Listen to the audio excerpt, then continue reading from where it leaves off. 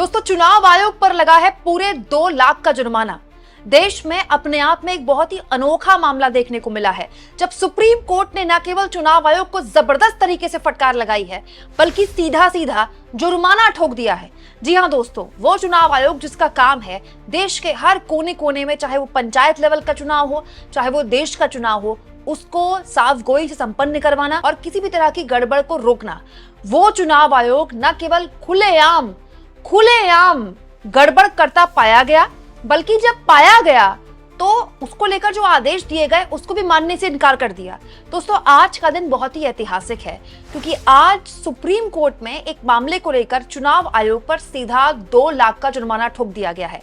2 लाख आपको सुनने में छोटी रकम लगेगी दोस्तों, लेकिन जब इस मामले के बारे में आपको पता चलेगा तो आप भौचक्के रह जाएंगे कि कैसे चुनाव आयोग मतलब कर क्या रहा है इस देश में। दोस्तों, बहुत ही आसान भाषा में आपको समझाती हूँ। सुप्रीम कोर्ट ने उत्तराखंड के जो SEC यानी कि राज्य के चुनाव आयोग है, हर राज्य में चुनाव आयोग होते हैं ना, उस पर सीधा सीधा न केवल जुर्माना ठोका है, बल्कि एक याचिका लेकर जो उत्तराखंड का राज्य चुनाव आयोग है वो सुप्रीम कोर्ट गया था, उस याचिका को भी खारिज कर दिया।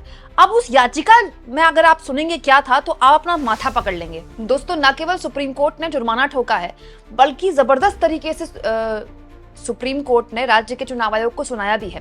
पूरा मामला मैं आपको आसान भाषा में समझाती हूँ। गुरदीप सिंह सप्पल हैं कांग्रेस पार्टी के नेता, उन्होंने पूरा मामला लिखा है और बताया है। उत्तराखंड चुनाव आयोग ने ग्रामीण लोकल बॉडी यानी कि पंचायत चुनाव में ऐसे उम्मीदवारों का नॉमिनेशन रद्द करने से इनकार कर दिया था जिनका नाम 2 से ज्यादा जगह वोटर लिस्ट में शामिल था। चुनाव आयोग का यह फैसला उत्तराखंड हाईकोर्ट के निर्देश के खिलाफ था। हाईकोर्ट ने चुनाव आयोग को नियम मानने के लिए कहा, लेकिन चुनाव आयोग ने ऐसा नहीं किया, इसीलिए सुप्रीम कोर्ट ने आज पेनल्टी लगा दी। दोस्तों, हाईकोर्ट तक ये मामला जा चुका था, उत्तराखंड हाईकोर्ट तक। उत्तराखंड हाईकोर्ट ने भी ये कहा था कि आप ऐसा मत कीजिए। क्यों?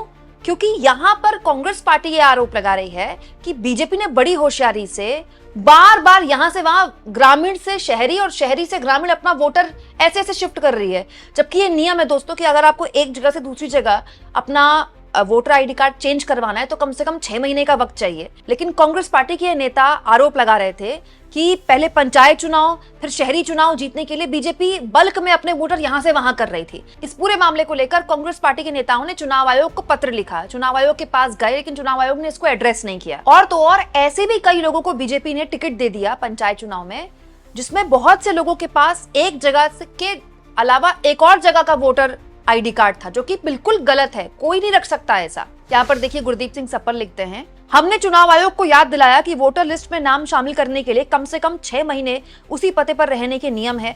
6 महीने में कम समय से कोई भी वोटर दोबारा अपना नाम शिफ्ट नहीं कर सकता। कांग्रेस के विरोध के कारण बीजेपी के लोग वापस ग्रामीण एरिया में अपना नाम शामिल नहीं करवा सके, जो कि पहले ये कर रहे थे। तो उन्होंने क्या शुरू कर दिया, उन्होंने नाम शिफ्ट करने की जगह नए सिरे से अपना नाम दूसरी जगह जुड़वा लिया। अब वो 2 जगह के वोटर हो गए। बीजेपी ने ऐसे लोगों को टिकट दे दिया। एंड ऑफ द डे चुनाव आयोग तक ये मामला कांग्रेस पार्टी ले गई, लेकिन चुनाव आयोग ने नहीं सुना। इसके बाद ये मामला गया हाईकोर्ट।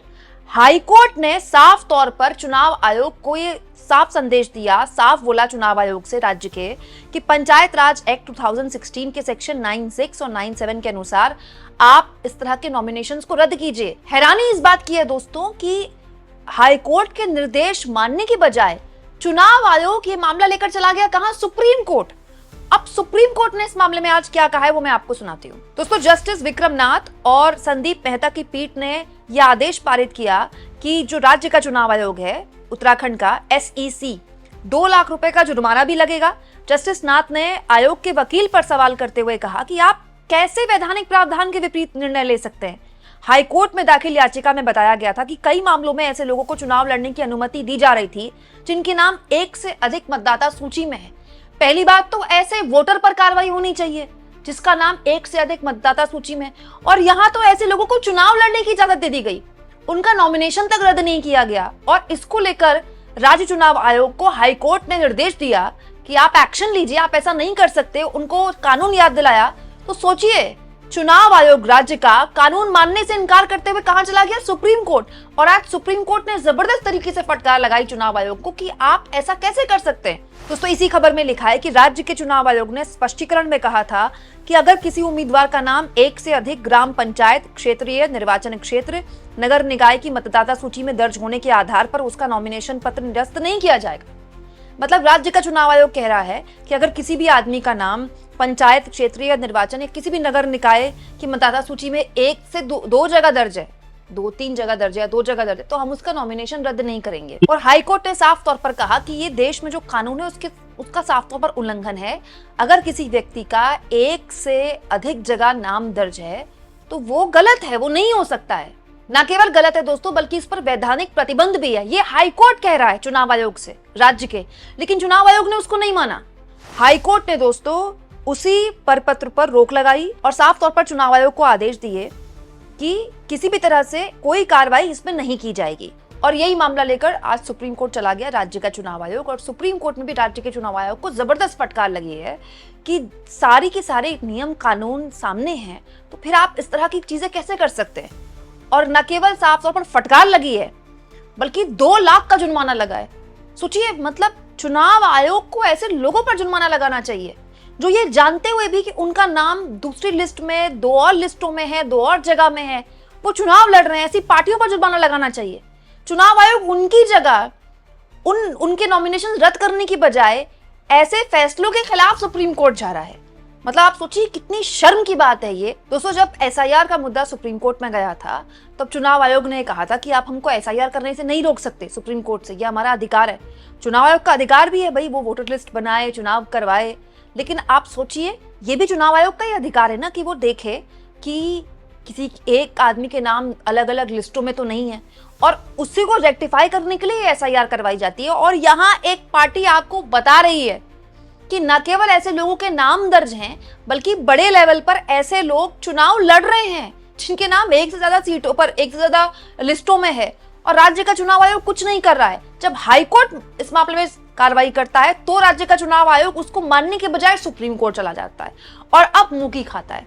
ये एक जीता जागता प्रमाण है दोस्तों। सोचिए, उत्तराखंड जैसा छोटा सा राज्य है जो कि पॉलिटिकली बहुत यूपी या फिर महाराष्ट्र की तरह एक्टिव नहीं रहता है, क्योंकि लोकसभा सीटें कम है, तो उत्तराखंड से आने वाली खबरों पर लोगों की नजर भी नहीं होती। और उत्तराखंड के पंचायत चुनाव पर कोई क्यों नजर मारेगा, ऐसा भी क्या है। यूपी के पंचायत चुनाव में तो बहुत बड़ी खबर बनती है, लोग पंचायत चुनाव पर नजर भी नहीं मारते।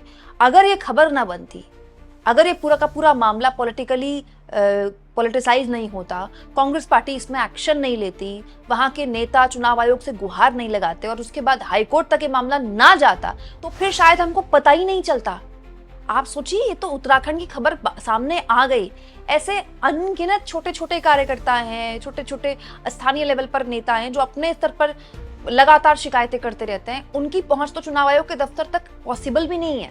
चुनाव आयोग के दफ्तर में तो हर कोई मिलने भी नहीं जा सकता। कितने लोगों की तो सुनवाई ही नहीं होती होगी, इतने संसाधन भी नहीं ना लोगों के पास। दोस्तों, जब चुनाव आयोग से बात की जाए, कोई सवाल पूछा जाए, तो ज्ञानेश कुमार जी माताओं बहनों टाइप की वाहियात और अजीबोगरीब बचकानी दलीलें देते हैं। लेकिन यहाँ खुलेआम न केवल नियम कायदों का चुनाव आयोग उल्लंघन कर रहा है, बल्कि जब उसको आदेश दिया जाता है उसको लेकर कि आप अपने नियम कायदे मानिए, तो वो मानने के बजाय अपर कोर्ट में चला जाता है, सुप्रीम कोर्ट में चला जाता है। और उसके बावजूद भी आप देखिए नील बट्टा सन्नाटा, कहीं आपको मीडिया में ऐसी खबरें मिली। इसीलिए मैं बार बार आप लोगों से गुजारिश करती हूँ दोस्तों, जितना हो सके मेरी जो वीडियोस हैं उनको अपने सोशल मीडिया में शेयर करा करें, अपने यूट्यूब में, अपने इंस्टाग्राम में, अपने व्हाट्सएप में, अपने फेसबुक में, क्योंकि वो खबरें जिनको गोदी मीडिया साफ कर देता है, बिल्कुल हटा देता है, ताकि देश को पता भी ना चले।